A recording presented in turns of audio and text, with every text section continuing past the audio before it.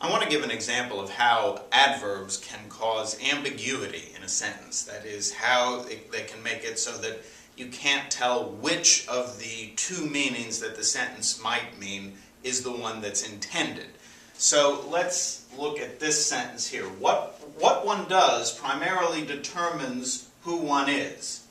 Now, if you look at that, you see that it could actually mean two things, and I will try to explain what those two things are using this pie chart here, which is supposed to show how you might spend your time.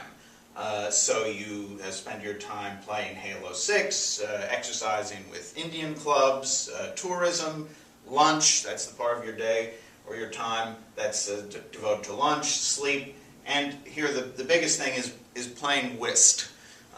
So if this is, and there's some other things here too. So if this is how you spend your time, well, and we look at this sentence, and we say that primarily the adverb in question modifies does. Then what we're saying is the thing that one does the most, the thing that one principally does or primarily does, that would be play whist. That's the thing that one does primarily.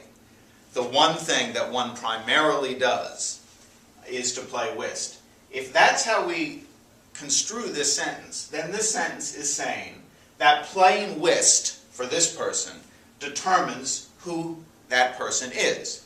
So the thing that one does the most determines who one is. That's one thing that this sentence could mean.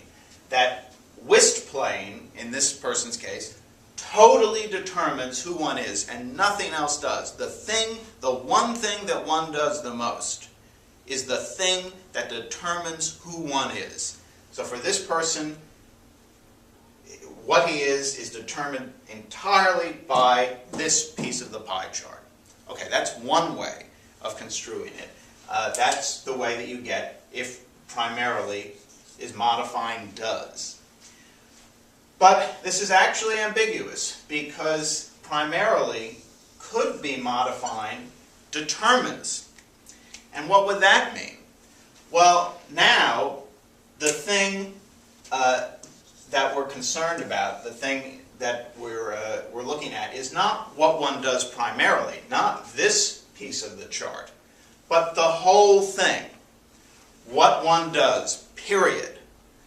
So now what it's saying, if primarily modifies determines, what it's saying is that many things determine, or possibly more than one thing, it would appear, determines who one is.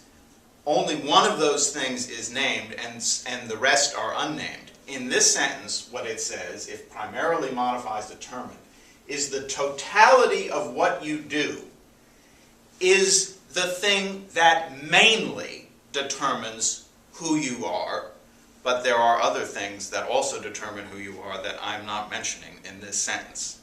So you get quite a different meaning from the sentence if primarily is modifying determines. So this is an example of how, and so this sentence is not very good because you can't tell what it means. Does it mean that the one thing that you do the most is the thing that determines who you are?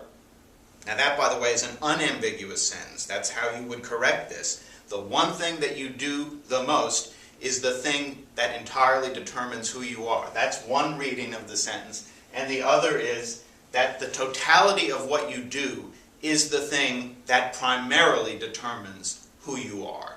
That's the other unambiguous way of, or another unambiguous way of rephrasing this sentence. But this sentence as it stands, because you can't tell what primarily is modifying, whether it's modifying does or whether it's modifying determines, makes this sentence completely ambiguous and therefore not very good.